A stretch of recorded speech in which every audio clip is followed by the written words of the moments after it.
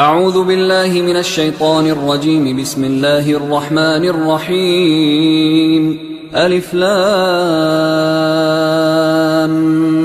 ميم. ذلك الكتاب لا ريب فيه هدى للمتقين الذين يؤمنون بالغيب ويقيمون الصلاة ومما رزقناهم ينفقون والذين يؤمنون بما أنزل إليك وما أنزل من قبلك وبالآخرة هم يوقنون أولئك على هدى من ربهم وأولئك هم المفلحون. إن الذين كفروا سواء عليهم أأنذرتهم أم لم تنذرهم لا يؤمنون. ختم الله على قلوبهم وعلى سمعهم وعلى أبصارهم غشاوة ولهم عذاب عظيم. ومن الناس من يقول آمنا بالله وباليوم الآخر وما هم بمؤمنين يخادعون الله والذين آمنوا وما يخدعون إلا أنفسهم وما يشعرون. في قلوبهم مرض فزادهم الله مرضا ولهم عذاب أليم بما كانوا يكذبون. وإذا قيل لهم لا تفسدوا في الأرض قالوا إنما نحن مصلحون ألا إنهم هم المفسدون ولكن لا يشعرون. وإذا قيل لهم آمنوا كما آمن الناس قالوا أنؤمن كما آمن السفهاء ألا إنهم هم السفهاء ولكن لا يعلمون. وإذا لقوا الذين آمنوا قالوا آمنا وإذا خلوا إلى شياطينهم قالوا إنا معكم إنما نحن مستهزئون. الله يستهزئ بهم ويمدهم في طغيانهم يعمهون. أولئك الذين اشتروا الضلالة بالهدى فما ربحت تجارتهم وما كانوا مهتدين. مثلهم كمثل الذي استوقد نارا فلما أضاءت ما حوله ذهب الله بنورهم وتركهم في ظلمات لا يبصرون. صم بكم عمي فهم لا يرجعون. أو كصيب من السماء فيه ظلمات ورعد وبرق يجعلون أصابعهم في آذانهم من الصواعق حذر الموت والله محيط بالكافرين. يكاد البرق يخطف أبصارهم كلما أضاء لهم مشوا فيه وإذا أظلم عليهم قاموا ولو شاء الله لذهب بسمعهم وأبصارهم إن الله على كل شيء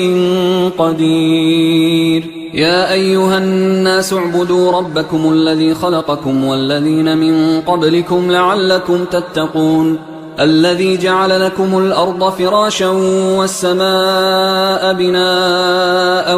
وأنزل من السماء ماء فأخرج به من الثمرات رزقا لكم فلا تجعلوا لله أندادا وأنتم تعلمون. وإن كنتم في ريب مما نزلنا على عبدنا فأتوا بسورة من مثله وادعوا شهداءكم من دون الله إن كنتم صادقين. فإن لم تفعلوا ولن تفعلوا فاتقوا النار التي وقودها الناس والحجارة أعدت للكافرين. وبشر الذين آمنوا وعملوا الصالحات أن لهم جنات تجري من تحتها الأنهار كلما رزقوا منها من ثمرة رزقا قالوا هذا الذي رزقنا من قبل وأتوا به متشابها ولهم فيها أزواج مطهرة وهم فيها خالدون. إن الله لا يستحيي أن يضرب مثلا ما بعوضة فما فوقها فأما الذين آمنوا فيعلمون أنه الحق من ربهم، وأما الذين كفروا فيقولون ماذا أراد الله بهذا مثلا يضل به كثيرا ويهدي به كثيرا، وما يضل به إلا الفاسقين الذين ينقضون عهد الله من بعد ميثاقه ويقطعون ما أمر الله به أن يوصل ويفسدون في الأرض، أولئك هم الخاسرون. كيف تكفرون بالله وكنتم أمواتا فأحياكم ثم يميتكم ثم يحييكم ثم إليه ترجعون. هو الذي خلق لكم ما في الأرض جميعا ثم استوى إلى السماء فسواهن 7 سماوات وهو بكل شيء عليم. وإذ قال ربك للملائكة إني جاعل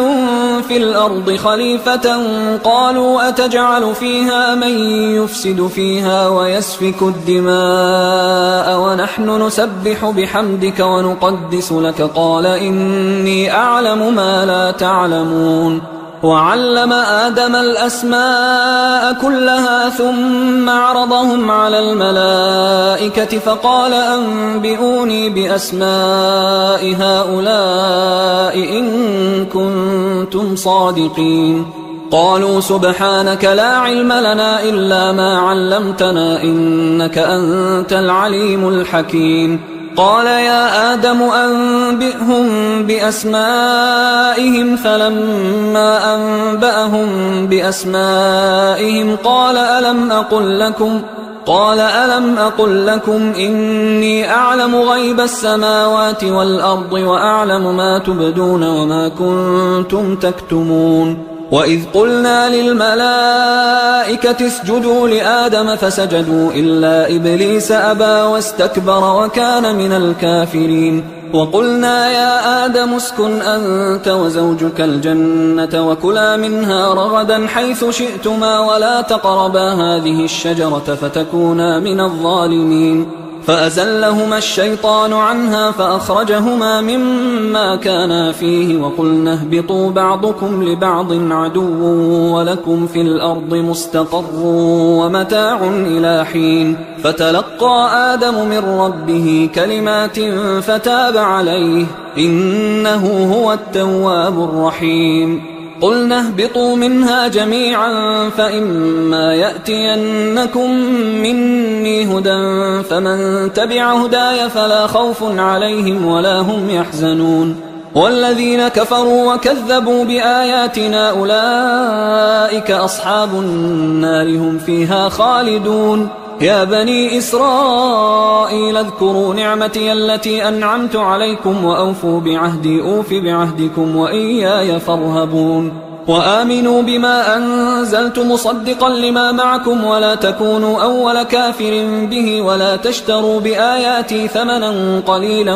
وإياي فاتقون. ولا تلبسوا الحق بالباطل وتكتموا الحق وأنتم تعلمون. وأقيموا الصلاة وآتوا الزكاة واركعوا مع الراكعين. أتأمرون الناس بالبر وتنسون أنفسكم وأنتم تتلون الكتاب أفلا تعقلون. واستعينوا بالصبر والصلاة وإنها لكبيرة إلا على الخاشعين الذين يظنون أنهم ملاقو ربهم وأنهم إليه راجعون. يا بني إسرائيل اذكروا نعمتي التي أنعمت عليكم وأني فضلتكم على العالمين. واتقوا يوما لا تجزي نفس عن نفس شيئا ولا يقبل منها شفاعة ولا يؤخذ منها عدل ولا هم ينصرون. وإذ نجيناكم من آل فرعون يسومونكم سوء العذاب يذبحون أبناءكم ويستحيون نساءكم وفي ذلكم بلاء من ربكم عظيم. وإذ فرقنا بكم البحر فأنجيناكم وأغرقنا آل فرعون وأنتم تنظرون. وإذ واعدنا موسى 40 ليلة ثم اتخذتم العجل من بعده وأنتم ظالمون. ثم عفونا عنكم من بعد ذلك لعلكم تشكرون وإذ آتينا موسى الكتاب والفرقان لعلكم تهتدون وإذ قال موسى لقومه يا قوم إنكم ظلمتم أنفسكم باتخاذكم العجل فتوبوا إلى بارئكم فاقتلوا أنفسكم ذلكم خير لكم عند بارئكم فتاب عليكم إنه هو التواب الرحيم وإذ قلتم يا موسى لن نؤمن لك حتى نرى الله جهرة فأخذتكم الصاعقة وأنتم تنظرون ثم بعثناكم من بعد موتكم لعلكم تشكرون وظللنا عليكم الغمام وأنزلنا عليكم المن والسلوى كلوا من طيبات ما رزقناكم وما ظلمونا ولكن كانوا أنفسهم يظلمون وإذ قلنا ادخلوا هذه القرية فكلوا منها حيث شئتم رغدا وادخلوا الباب سجدا وقولوا حطة نغفر لكم خطاياكم وسنزيد المحسنين فبدل الذين ظلموا قولا غير الذي قيل لهم فأنزلنا على الذين ظلموا رجزا من السماء بما كانوا يفسقون وإذ استسقى موسى لقومه فقلنا اضرب بعصاك الحجر فانفجرت منه 12 عينا قد علم كل أناس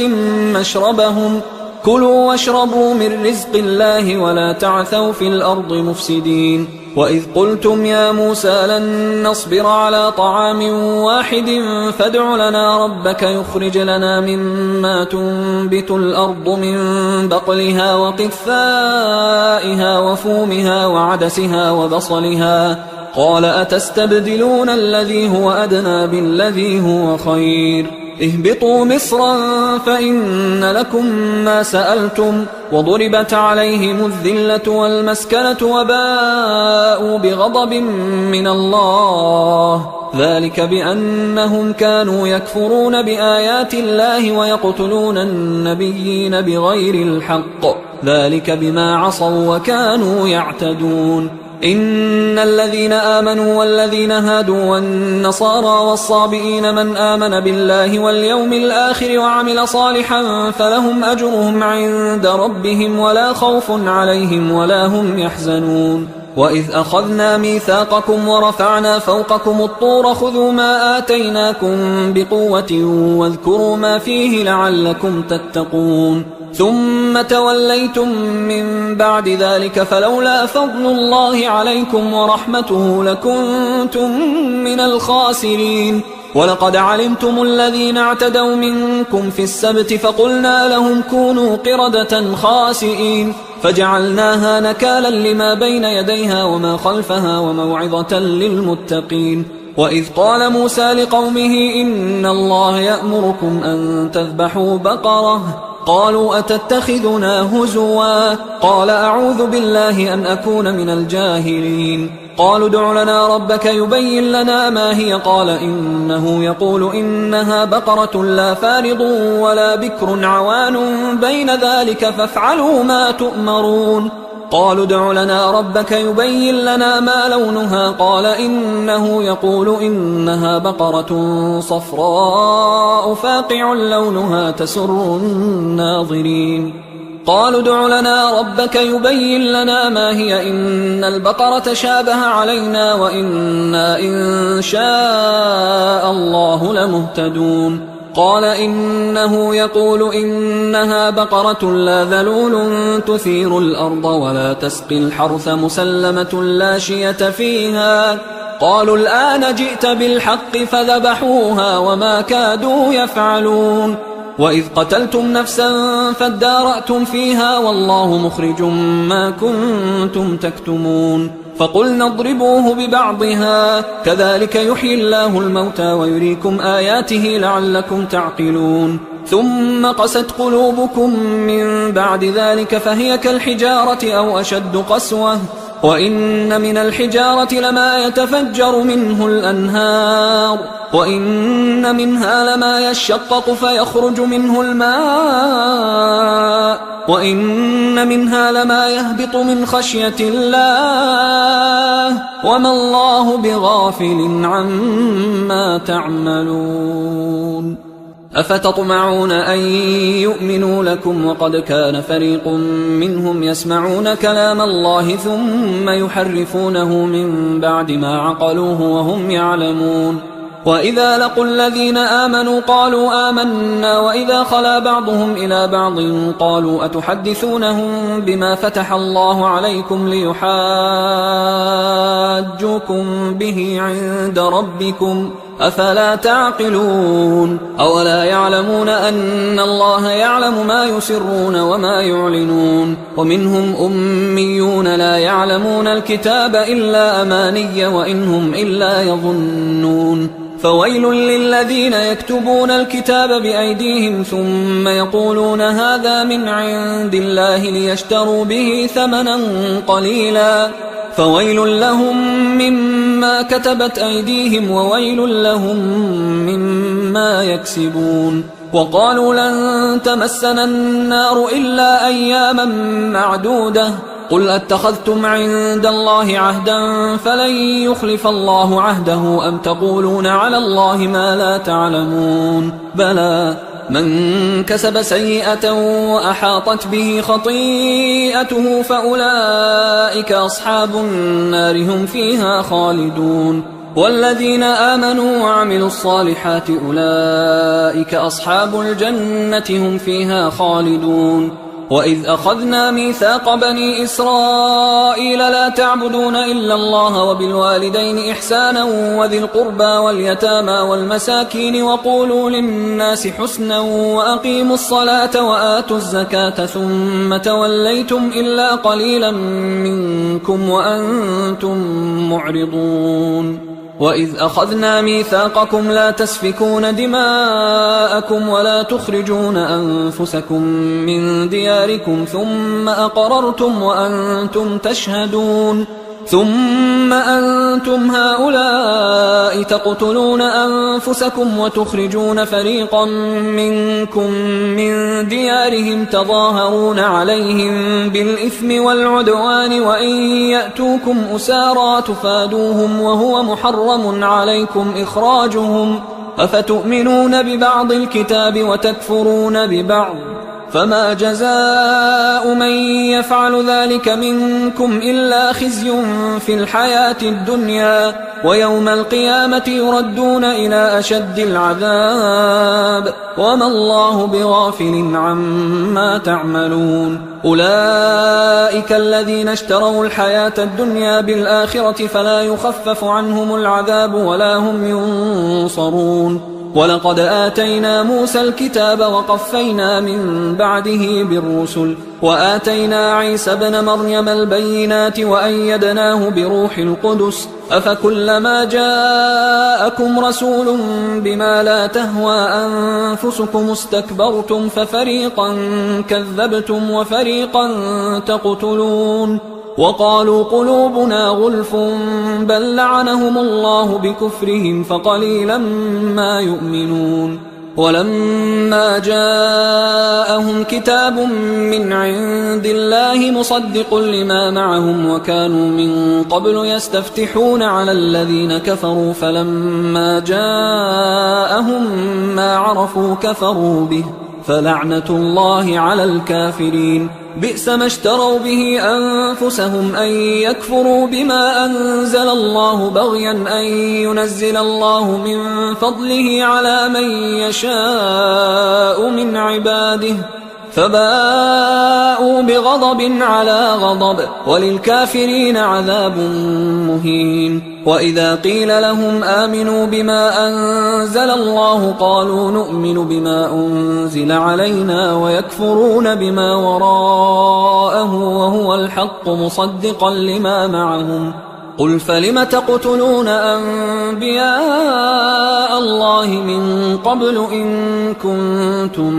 مؤمنين. ولقد جاءكم موسى بالبينات ثم اتخذتم العجل من بعده وأنتم ظالمون. وإذ أخذنا ميثاقكم ورفعنا فوقكم الطور خذوا ما آتيناكم بقوة واسمعوا قالوا سمعنا وعصينا وأشربوا في قلوبهم العجل بكفرهم قل بئس ما يأمركم به إيمانكم إن كنتم مؤمنين قل إن كانت لكم الدار الآخرة عند الله خالصة من دون الناس فتمنوا الموت إن كنتم صادقين ولن يتمنوه أبدا بما قدمت أيديهم والله عليم بالظالمين ولتجدنهم أحرص الناس على حياة ومن الذين أشركوا يود أحدهم لو يعمر 1000 سنة وما هو بمزحزحه من العذاب أن يعمر والله بصير بما يعملون قل من كان عدوا لجبريل فإنه نزله على قلبك بإذن الله مصدقا لما بين يديه وهدى وبشرى للمؤمنين من كان عدوا لله وملائكته ورسله وجبريل وميكال فإن الله عدو للكافرين ولقد أنزلنا إليك آيات بينات وما يكفر بها إلا الفاسقون أوكلما عاهدوا عهدا نبذه فريق منهم بل أكثرهم لا يؤمنون ولما جاءهم رسول من عند الله مصدق لما معهم نبذ فريق من الذين أوتوا الكتاب كتاب الله وراء ظهورهم كأنهم لا يعلمون واتبعوا ما تتلو الشياطين على ملك سليمان وما كفر سليمان ولكن الشياطين كفروا يعلمون الناس السحر وما أنزل على الملكين ببابل هاروت وماروت وما يعلمان من أحد حتى يقولا إنما نحن فتنة فلا تكفر فيتعلمون منهما ما يفرقون به بين المرء وزوجه وما هم بضارين به من أحد إلا بإذن الله ويتعلمون ما يضرهم ولا ينفعهم ولقد علموا لمن اشتراه ما له في الآخرة من خلاق ولبئس ما شروا به أنفسهم لو كانوا يعلمون ولو أنهم آمنوا واتقوا لمثوبة من عند الله خير لو كانوا يعلمون يا أيها الذين آمنوا لا تقولوا راعنا وقولوا انظرنا واسمعوا وللكافرين عذاب أليم ما يود الذين كفروا من أهل الكتاب ولا المشركين أن ينزل عليكم من خير من ربكم والله يختص برحمته من يشاء والله ذو الفضل العظيم ما ننسخ من آية أو ننسها نأت بخير منها أو مثلها ألم تعلم أن الله على كل شيء قدير ألم تعلم أن الله له ملك السماوات والأرض وما لكم من دون الله من ولي ولا نصير أم تريدون أن تسألوا رسولكم كما سئل موسى من قبل ومن يتبدل الكفر بالإيمان فقد ضل سواء السبيل ود كثير من أهل الكتاب لو يردونكم من بعد إيمانكم كفارا حسدا من عند أنفسهم من بعد ما تبين لهم الحق فاعفوا واصفحوا حتى يأتي الله بأمره إن الله على كل شيء قدير وأقيموا الصلاة وآتوا الزكاة وما تقدموا لأنفسكم من خير تجدوه عند الله إن الله بما تعملون بصير وقالوا لن يدخل الجنة إلا من كان هودا أو نصارى تلك أمانيهم قل هاتوا برهانكم إن كنتم صادقين بلى من أسلم وجهه لله وهو محسن فله أجره عند ربه ولا خوف عليهم ولا هم يحزنون وقالت اليهود ليست النصارى على شيء وقالت النصارى ليست اليهود على شيء وهم يتلون الكتاب كذلك قال الذين لا يعلمون مثل قولهم فالله يحكم بينهم يوم القيامة فيما كانوا فيه يختلفون ومن أظلم ممن منع مساجد الله أن يذكر فيها اسمه وسعى في خرابها أولئك ما كان لهم أن يدخلوها إلا خائفين لهم في الدنيا خزي ولهم في الآخرة عذاب عظيم ولله المشرق والمغرب فأينما تولوا فثم وجه الله إن الله واسع عليم وقالوا اتخذ الله ولدا سبحانه بل له ما في السماوات والأرض كل له قانتون بديع السماوات والأرض وإذا قضى أمرا فإنما يقول له كن فيكون وقال الذين لا يعلمون لولا يكلمنا الله أو تأتينا آية كذلك قال الذين من قبلهم مثل قولهم تشابهت قلوبهم قد بينا الآيات لقوم يوقنون إنا أرسلناك بالحق بشيرا ونذيرا ولا تسأل عن أصحاب الجحيم ولن ترضى عنك اليهود ولا النصارى حتى تتبع ملتهم قل إن هدى الله هو الهدى ولئن اتبعت أهواءهم بعد الذي جاءك من العلم ما لك من الله من ولي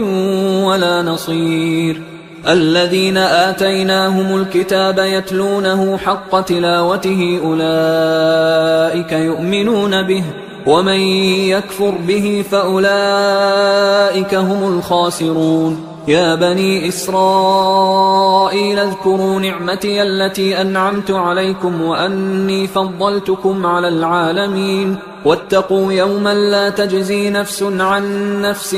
شيئا ولا يقبل منها عدل ولا تنفعها شفاعة ولا هم ينصرون وإذ ابتلى إبراهيم ربه بكلمات فأتمهن قال إني جاعلك للناس إماما قال ومن ذريتي قال لا ينال عهد الظالمين وإذ جعلنا البيت مثابة للناس وأمنا واتخذوا من مقام إبراهيم مصلى وعهدنا إلى إبراهيم وإسماعيل أن طهرا بيتي للطائفين والعاكفين والركع السجود وإذ قال إبراهيم رب اجعل هذا بلدا آمنا وارزق أهله من الثمرات من آمن منهم بالله واليوم الآخر قال ومن كفر فأمتعه قليلا ثم أضطره إلى عذاب النار وبئس المصير وإذ يرفع إبراهيم القواعد من البيت وإسماعيل ربنا تقبل منا إنك أنت السميع العليم ربنا وجعلنا مسلمين لك ومن ذريتنا أمة مسلمة لك وأرنا مناسكنا وتب علينا إنك أنت التواب الرحيم ربنا وبعث فيهم رسولا منهم يتلو عليهم آياتك ويعلمهم الكتاب والحكمة ويزكيهم إنك أنت العزيز الحكيم ومن يرغب عن ملة إبراهيم إلا من سفه نفسه ولقد اصطفيناه في الدنيا وإنه في الآخرة لمن الصالحين إذ قال له ربه أسلم قال أسلمت لرب العالمين. ووصى بها إبراهيم بنيه ويعقوب يا بني إن الله اصطفى لكم الدين فلا تموتن إلا وأنتم مسلمون. أم كنتم شهداء إذ حضر يعقوب الموت إذ قال لبنيه ما تعبدون من بعدي قالوا نعبد إلهك وإله آبائك إبراهيم وإسماعيل وإسحاق إلها واحدا ونحن له مسلمون. تلك أمة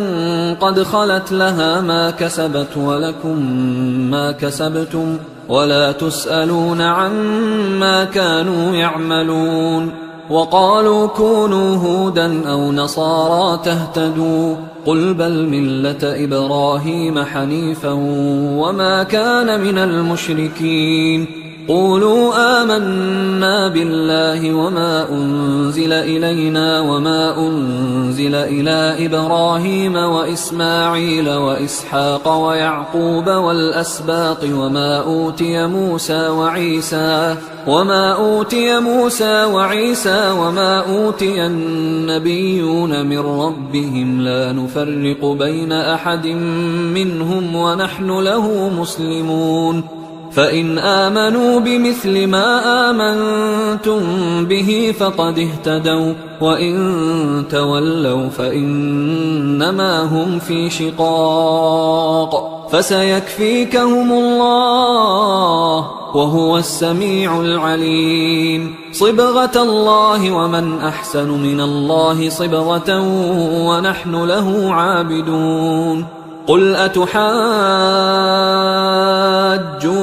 في الله وهو ربنا وربكم ولنا أعمالنا ولكم أعمالكم ونحن له مخلصون. أم تقولون إن إبراهيم وإسماعيل وإسحاق ويعقوب والأسباط كانوا هودا أو نصارى قل أأنتم أعلم أم الله ومن أظلم ممن كتم شهادة عنده من الله وما الله بغافل عما تعملون. تلك أمة قد خلت لها ما كسبت ولكم ما كسبتم ولا تسألون عما كانوا يعملون. سيقول السفهاء من الناس ما ولاهم عن قبلتهم التي كانوا عليها قل لله المشرق والمغرب يهدي من يشاء إلى صراط مستقيم. وكذلك جعلناكم أمة وسطا لتكونوا شهداء على الناس ويكون الرسول عليكم شهيدا. وما جعلنا القبلة التي كنت عليها إلا لنعلم من يتبع الرسول ممن ينقلب على عقبيه وإن كانت لكبيرة إلا على الذين هدى الله وما كان الله ليضيع إيمانكم إن الله بالناس لرؤوف رحيم. قد نرى تقلب وجهك في السماء فلنولينك قبلة ترضاها فول وجهك شطر المسجد الحرام وحيث ما كنتم فولوا وجوهكم شطره وإن الذين أوتوا الكتاب ليعلمون أنه الحق من ربهم وما الله بغافل عما يعملون. ولئن أتيت الذين أوتوا الكتاب بكل آية ما تبعوا قبلتك وما أنت بتابع قبلتهم وما بعضهم بتابع قبلة بعض ولئن اتبعت أهواءهم من بعد ما جاءك من العلم إنك إذا لمن الظالمين. الذين آتيناهم الكتاب يعرفونه كما يعرفون أبناءهم وإن فريقا منهم ليكتمون الحق وهم يعلمون. الحق من ربك فلا تكونن من الممترين ولكل وجهة هو موليها فاستبقوا الخيرات أينما تكونوا يأت بكم الله جميعا إن الله على كل شيء قدير ومن حيث خرجت فول وجهك شطر المسجد الحرام وإنه للحق من ربك وما الله بغافل عما تعملون ومن حيث خرجت فول وجهك شطر المسجد الحرام وحيث ما كنتم فولوا وجوهكم شطره لئلا يكون للناس عليكم حجة إلا الذين ظلموا منهم فلا تخشوهم واخشوني ولأتم نعمتي عليكم ولعلكم تهتدون كما أرسلنا فيكم رسولا منكم يتلو عليكم آياتنا ويزكيكم ويعلمكم الكتاب والحكمة ويعلمكم ما لم تكونوا تعلمون فاذكروني أذكركم واشكروا لي ولا تكفرون يا أيها الذين آمنوا استعينوا بالصبر والصلاة إن الله مع الصابرين ولا تقولوا لمن يقتل في سبيل الله أموات بل أحياء ولكن لا تشعرون ولنبلونكم بشيء من الخوف والجوع ونقص من الأموال والأنفس والثمرات وبشر الصابرين الذين إذا أصابتهم مصيبة قالوا إنا لله وإنا إليه راجعون أولئك عليهم صلوات من ربهم ورحمة وأولئك هم المهتدون إن الصفا والمروة من شعائر الله فمن حج البيت أو اعتمر فلا جناح عليه أن يطوف بهما ومن تطوع خيرا فإن الله شاكر عليم إن الذين يكتمون ما أنزلنا من البينات والهدى من بعد ما بيناه للناس في الكتاب أولئك يلعنهم الله ويلعنهم اللاعنون إلا الذين تابوا وأصلحوا وبينوا فأولئك أتوب عليهم وأنا التواب الرحيم إن الذين كفروا وماتوا وهم كفار أولئك عليهم لعنة الله والملائكة والناس أجمعين خالدين فيها لا يخفف عنهم العذاب ولا هم ينظرون وإلهكم إله واحد لا إله إلا هو الرحمن الرحيم إن في خلق السماوات والأرض واختلاف الليل والنهار والفلك التي تجري في البحر بما ينفع الناس وما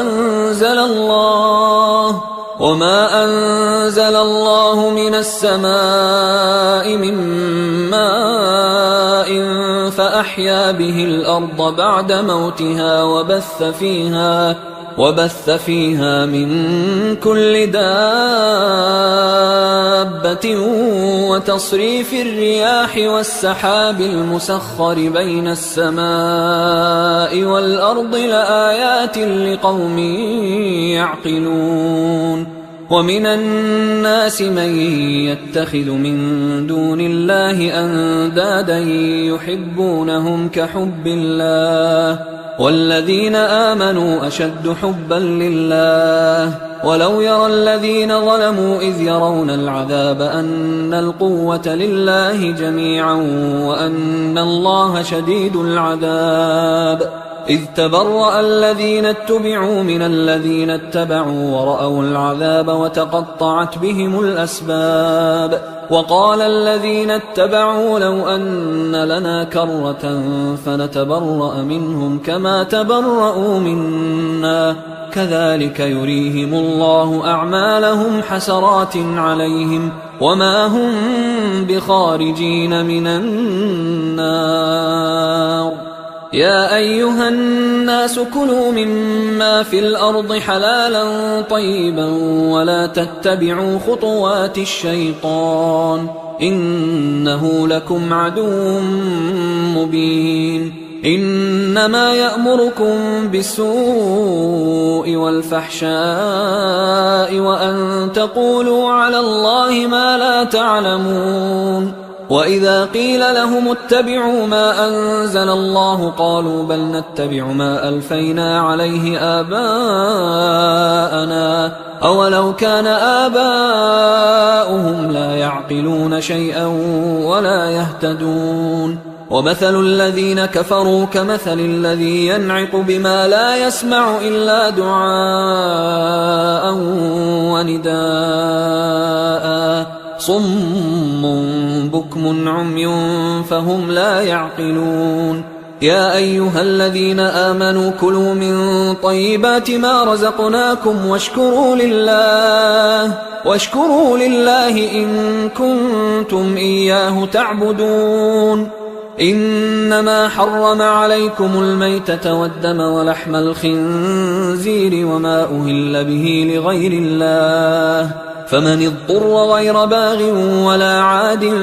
فلا إثم عليه إن الله غفور رحيم إن الذين يكتمون ما أنزل الله من الكتاب ويشترون به ثمنا قليلا أولئك ما يأكلون في بطونهم إلا النار ولا يكلمهم الله يوم القيامة ولا يزكيهم ولهم عذاب أليم أولئك الذين اشتروا الضلالة بالهدى والعذاب بالمغفرة فما أصبرهم على النار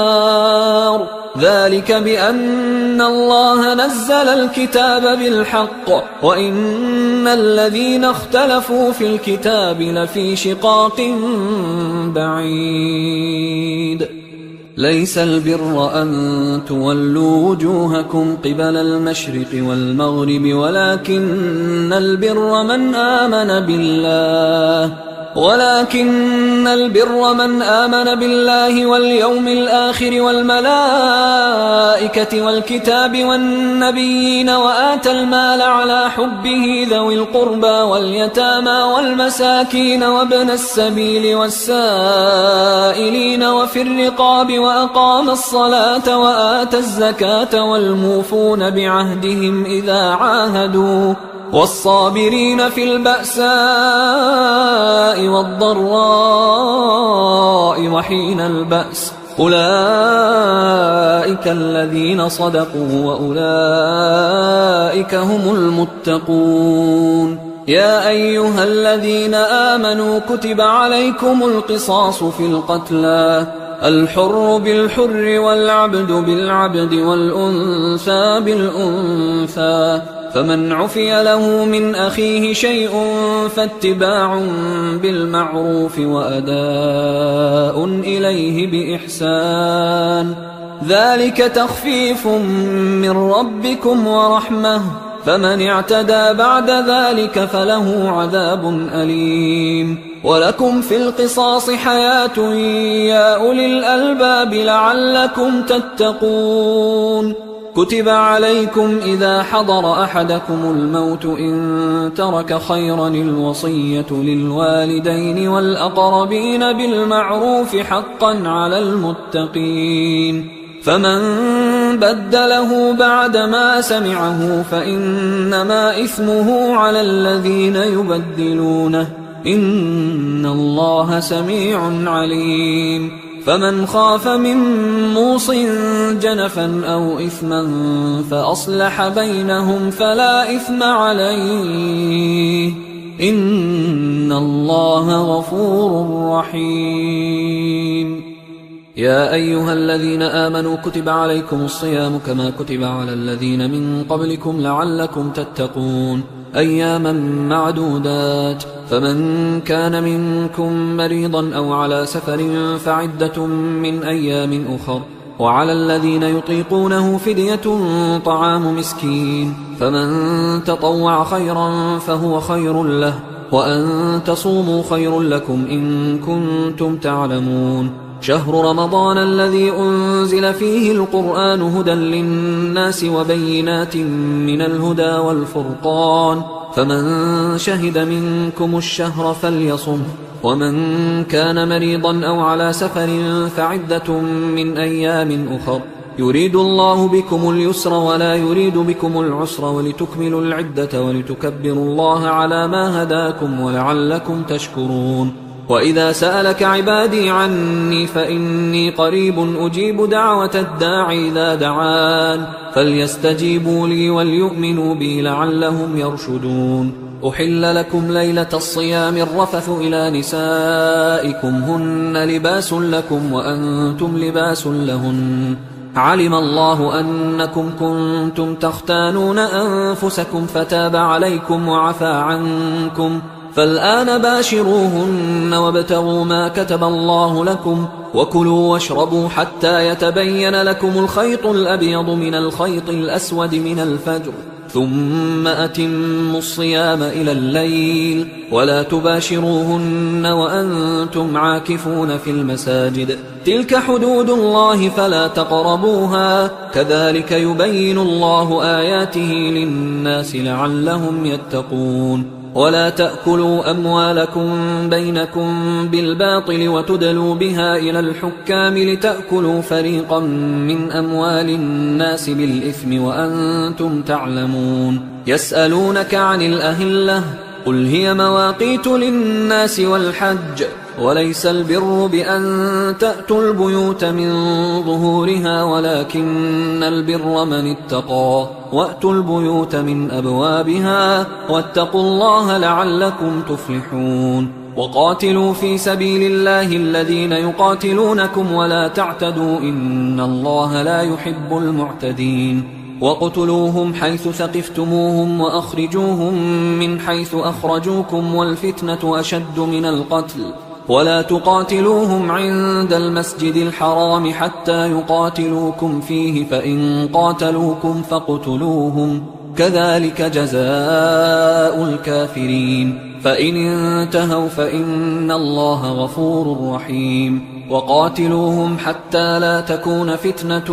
ويكون الدين لله، فإن انتهوا فلا عدوان إلا على الظالمين. الشهر الحرام بالشهر الحرام والحرمات قصاص، فمن اعتدى عليكم فاعتدوا عليه بمثل ما اعتدى عليكم، واتقوا الله واعلموا أن الله مع المتقين. وأنفقوا في سبيل الله ولا تلقوا بأيديكم إلى التهلكة وأحسنوا إن الله يحب المحسنين. وأتموا الحج والعمرة لله، فإن أحصرتم فما استيسر من الهدي، ولا تحلقوا رؤوسكم حتى يبلغ الهدي محله، فمن كان منكم مريضا أو به أذى من رأسه ففدية من صيام أو صدقة أو نسك، فإذا أمنتم فمن تمتع بالعمرة إلى الحج فما استيسر من الهدي، فمن لم يجد فصيام 3 أيام في الحج و7 إذا رجعتم، تلك 10 كاملة، ذلك لمن لم يكن أهله حاضر المسجد الحرام. واتقوا الله واعلموا أن الله شديد العقاب. الحج أشهر معلومات، فمن فرض فيهن الحج فلا رفث ولا فسوق ولا جدال في الحج وما تفعلوا من خير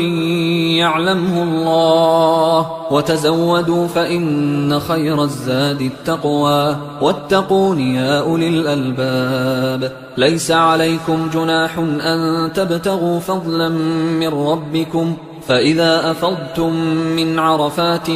فاذكروا الله عند المشعر الحرام واذكروه كما هداكم وإن كنتم من قبله لمن الضالين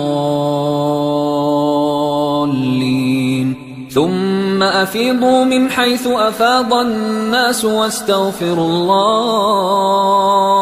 إن الله غفور رحيم فإذا قضيتم مناسككم فاذكروا الله كذكركم آباءكم أو أشد ذكرا فمن الناس من يقول ربنا آتنا في الدنيا وما له في الآخرة من خلاق ومنهم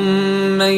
يقول ربنا آتنا في الدنيا حسنة وفي الآخرة حسنة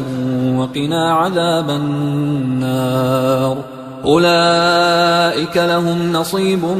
مما كسبوا والله سريع الحساب واذكروا الله في أيام معدودات فمن تعجل في يومين فلا إثم عليه ومن تأخر فلا إثم عليه لمن اتقى واتقوا الله واعلموا أنكم إليه تحشرون ومن الناس من يعجبك قوله في الحياة الدنيا ويشهد الله على ما في قلبه وهو ألد الخصام وإذا تولى سعى في الأرض ليفسد فيها ويهلك الحرث والنسل والله لا يحب الفساد وإذا قيل له اتق الله أخذته العزة بالإثم فحسبه جهنم ولبئس المهاد ومن الناس من يشري نفسه ابتغاء مرضات الله والله رؤوف بالعباد يا أيها الذين آمنوا ادخلوا في السلم كافة ولا تتبعوا خطوات الشيطان إنه لكم عدو مبين فإن زللتم من بعد ما جاءتكم البينات فاعلموا أن الله عزيز حكيم هل ينظرون إلا أن يأتيهم الله في ظلل من الغمام والملائكة وقضي الأمر وإلى الله ترجع الأمور سل بني إسرائيل كم آتيناهم من آية بينة ومن يبدل نعمة الله من بعد ما جاءته فإن الله شديد العقاب زين للذين كفروا الحياة الدنيا ويسخرون من الذين آمنوا والذين اتقوا فوقهم يوم القيامة والله يرزق من يشاء بغير حساب كان الناس أمة واحدة فبعث الله النبيين مبشرين ومنذرين وأنزل معهم الكتاب بالحق ليحكم بين الناس فيما اختلفوا فيه وما اختلف فيه إلا الذين أوتوه من بعد ما جاءتهم البينات بغيا بينهم فهدى الله الذين آمنوا لما اختلفوا فيه من الحق بإذنه والله يهدي من يشاء إلى صراط مستقيم أم حسبتم أن تدخلوا الجنة ولما يأتكم مثل الذين خلوا من قبلكم مستهم البأساء والضراء وزلزلوا حتى يقول الرسول والذين آمنوا معه متى نصر الله ألا إن نصر الله قريب يسألونك ماذا ينفقون قل ما أنفقتم من خير فللوالدين والأقربين واليتامى والمساكين وابن السبيل وما تفعلوا من خير فإن الله به عليم كتب عليكم القتال وهو كره لكم وعسى أن تكرهوا شيئا وهو خير لكم وعسى أن تحبوا شيئا وهو شر لكم والله يعلم وأنتم لا تعلمون يسألونك عن الشهر الحرام قتال فيه قل قتال فيه كبير وصد عن سبيل الله وكفر به والمسجد الحرام وإخراج أهله منه أكبر عند الله والفتنة أكبر من القتل ولا يزالون يقاتلونكم حتى يردوكم عن دينكم إن استطاعوا ومن يرتدد منكم عن دينه فيمت وهو كافر فأولئك حبطت أعمالهم في الدنيا والآخرة وأولئك أصحاب النار هم فيها خالدون إن الذين آمنوا والذين هاجروا وجاهدوا في سبيل الله أولئك يرجون رحمة الله والله غفور رحيم يسألونك عن الخمر والميسر قل فيهما إثم كبير ومنافع للناس وإثمهما أكبر من نفعهما ويسألونك ماذا ينفقون قل العفو كذلك يبين الله لكم الآيات لعلكم تتفكرون في الدنيا والآخرة ويسألونك عن اليتامى قل إصلاح لهم خير وإن تخالطوهم فإخوانكم والله يعلم المفسد من المصلح ولو شاء الله لأعنتكم إن الله عزيز حكيم ولا تنكحوا المشركات حتى يؤمن ولأمة مؤمنة خير من مشركة ولو أعجبتكم ولا تنكحوا المشركين حتى يؤمنوا ولعبد مؤمن خير من مشرك ولو أعجبكم أولئك يدعون إلى النار والله يدعو إلى الجنة والمغفرة بإذنه ويبين آياته للناس لعلهم يتذكرون ويسألونك عن المحيض قل هو أذى فاعتزلوا النساء في المحيض ولا تقربوهن حتى يطهرن فإذا تطهرن فأتوهن من حيث أمركم الله إن الله يحب التوابين ويحب المتطهرين نساؤكم حرث لكم فأتوا حرثكم أنى شئتم وقدموا لأنفسكم واتقوا الله واعلموا أنكم ملاقوه وبشر المؤمنين ولا تجعلوا الله عرضة لأيمانكم أن تبروا وتتقوا وتصلحوا بين الناس والله سميع عليم لا يؤاخذكم الله باللغو في أيمانكم ولكن يؤاخذكم بما كسبت قلوبكم والله غفور حليم للذين يؤلون من نسائهم تربص 4 أشهر فإن فاءوا فإن الله غفور رحيم وإن عزموا الطلاق فإن الله سميع عليم والمطلقات يتربصن بأنفسهن 3 قروء ولا يحل لهن أن يكتمن ما خلق الله في أرحامهن إن كن يؤمن بالله واليوم الآخر وبعولتهن أحق بردهن في ذلك إن أرادوا إصلاحا ولهن مثل الذي عليهن بالمعروف وللرجال عليهن درجة والله عزيز حكيم الطلاق 2 فإمساك بمعروف أو تسريح بإحسان ولا يحل لكم أن تأخذوا مما آتيتموهن شيئا إلا أن يخافا ألا يقيما حدود الله فإن خفتم ألا يقيما حدود الله فلا جناح عليهما فيما افتدت به، تلك حدود الله فلا تعتدوها، ومن يتعد حدود الله فأولئك هم الظالمون. فإن طلقها فلا تحل له من بعد حتى تنكح زوجا غيره، فإن طلقها فلا جناح عليهما أن يتراجعا إن ظنا أن يقيما حدود الله، وتلك حدود الله يبينها لقوم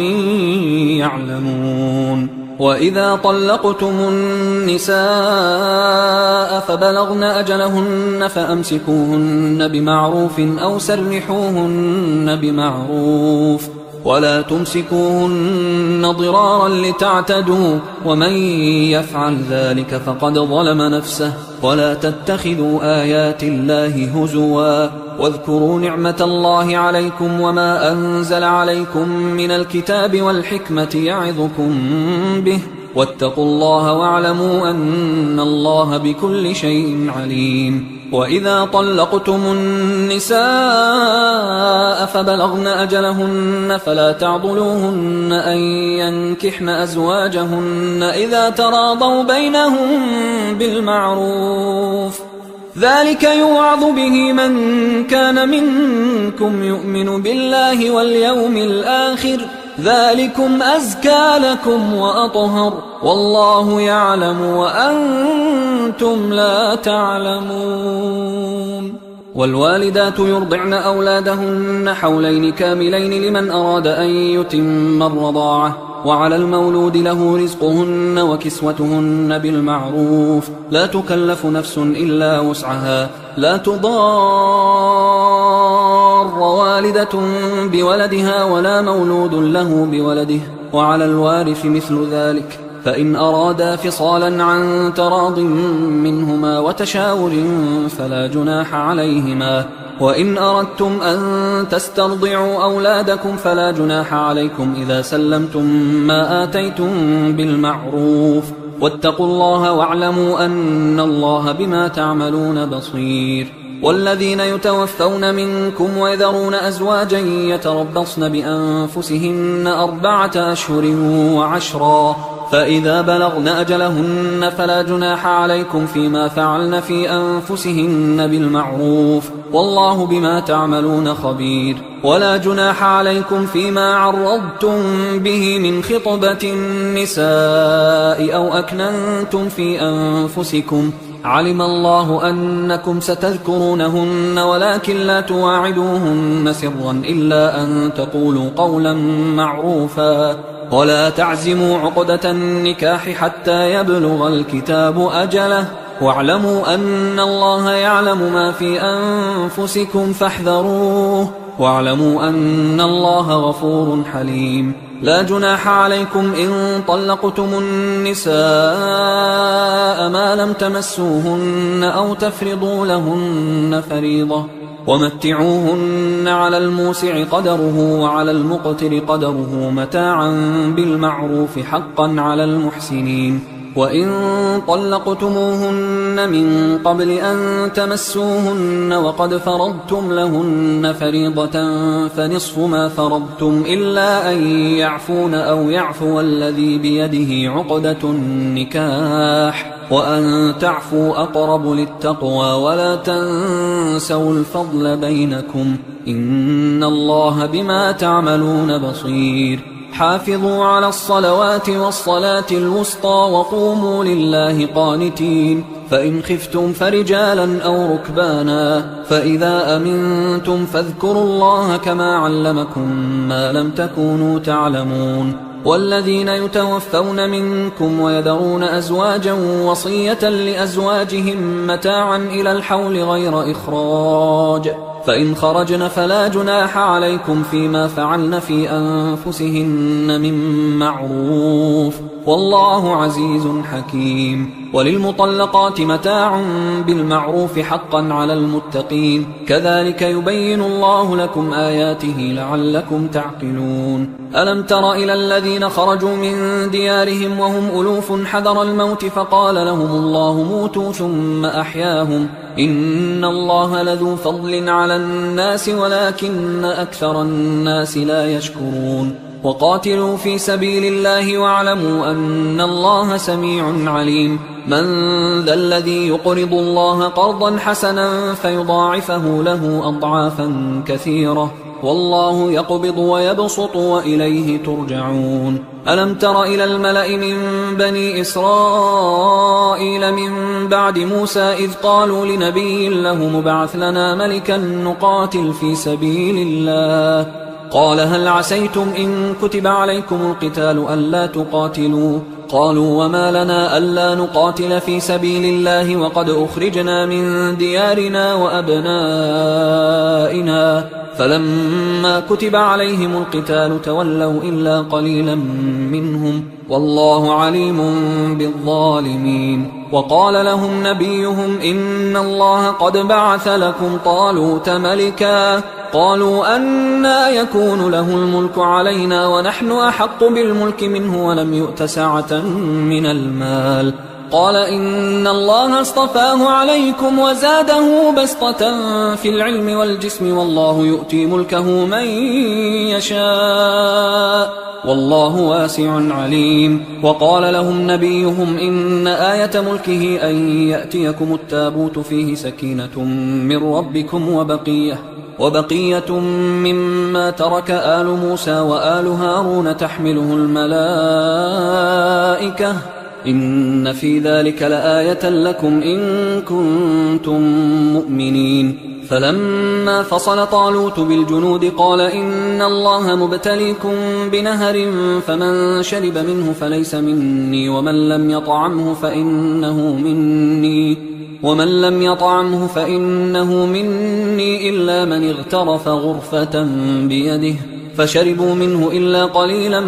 منهم. فلما جاوزه هو والذين آمنوا معه قالوا لا طاقة لنا اليوم بجالوت وجنوده. قال الذين يظنون أنهم ملاقوا الله كم من فئة قليلة غلبت فئة كثيرة بإذن الله والله مع الصابرين. ولما برزوا لجالوت وجنوده قالوا ربنا أفرغ علينا صبرا وثبت أقدامنا وانصرنا على القوم الكافرين، فهزموهم بإذن الله. وقتل داود جالوت وآتاه الله الملك والحكمة وعلمه مما يشاء، ولولا دفع الله الناس بعضهم ببعض لفسدت الأرض ولكن الله ذو فضل على العالمين. تلك آيات الله نتلوها عليك بالحق وإنك لمن المرسلين. تلك الرسل فضلنا بعضهم على بعض،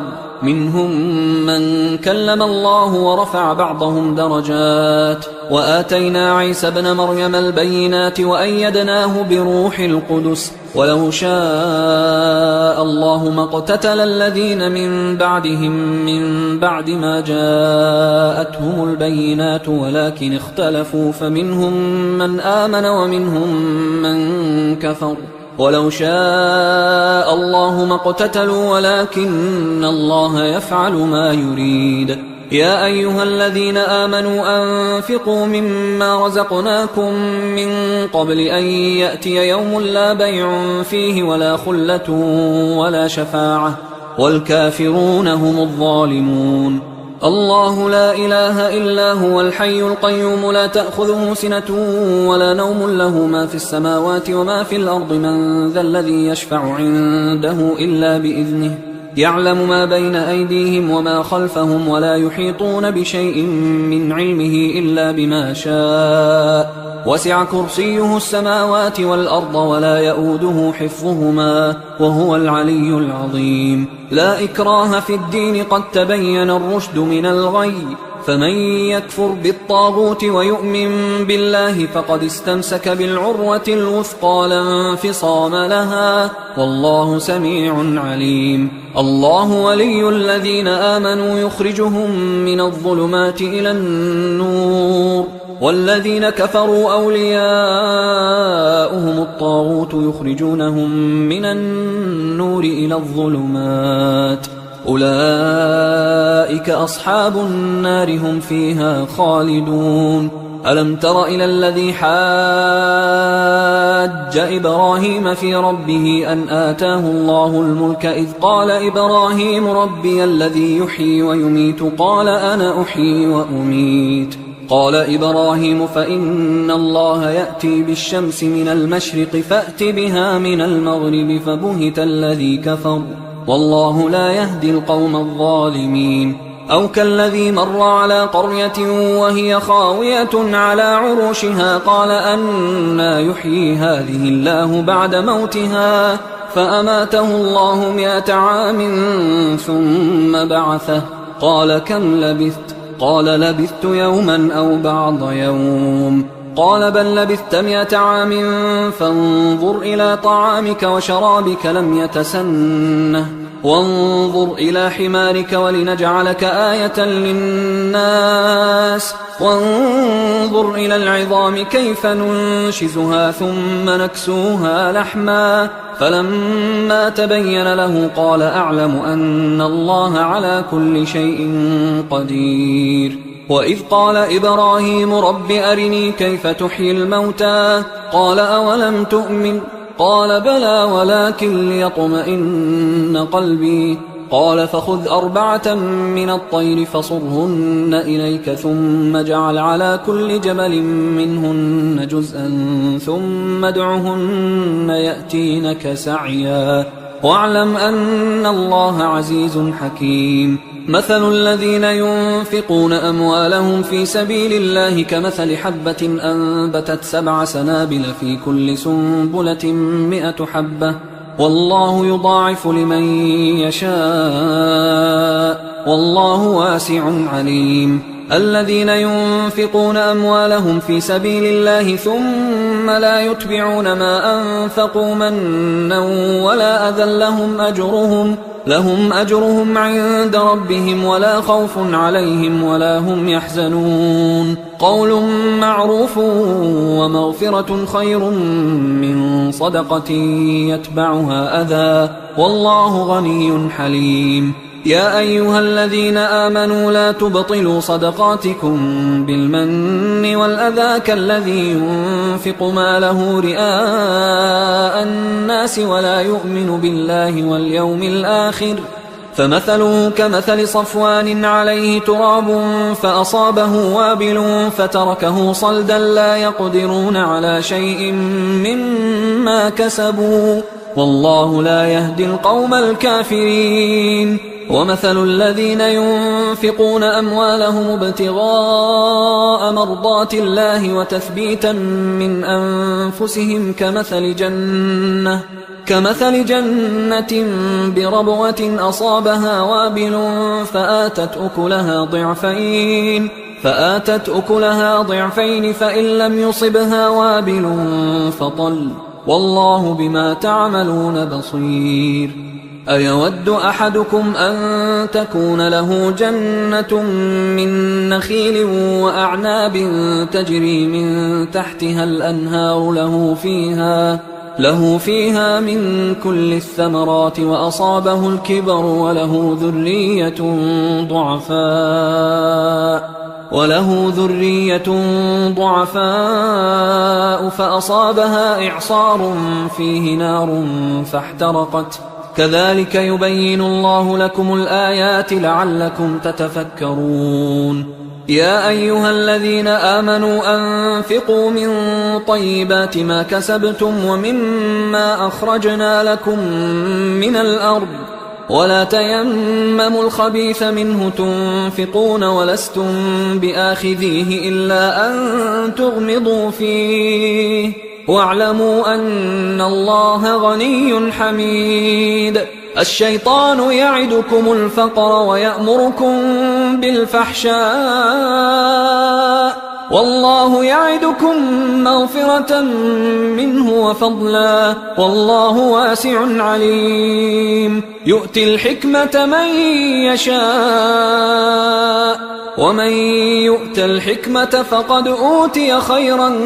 كثيرا وما يذكر إلا أولو الألباب وما أنفقتم من نفقة أو نذرتم من نذر فإن الله يعلمه وما للظالمين من أنصار إن تبدوا الصدقات فنعما هي وإن تخفوها وتؤتوها الفقراء فهو خير لكم ويكفر عنكم من سيئاتكم والله بما تعملون خبير ليس عليك هداهم ولكن الله يهدي من